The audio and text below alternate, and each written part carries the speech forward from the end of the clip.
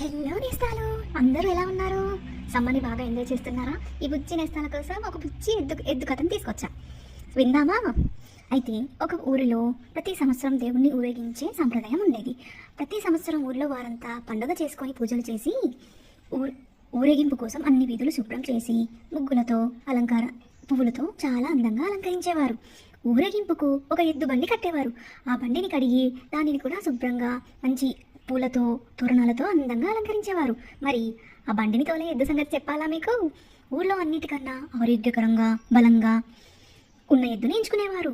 ఆ ఎద్దు చర్మం నిగనిగలాడుతూ దానికి స్నానం చేయించి బొట్టు పెట్టి గంటలు కట్టి వస్త్రాలు వేసి ఆహా చాలా చూడముచ్చటగా తయారు చేసేవారు.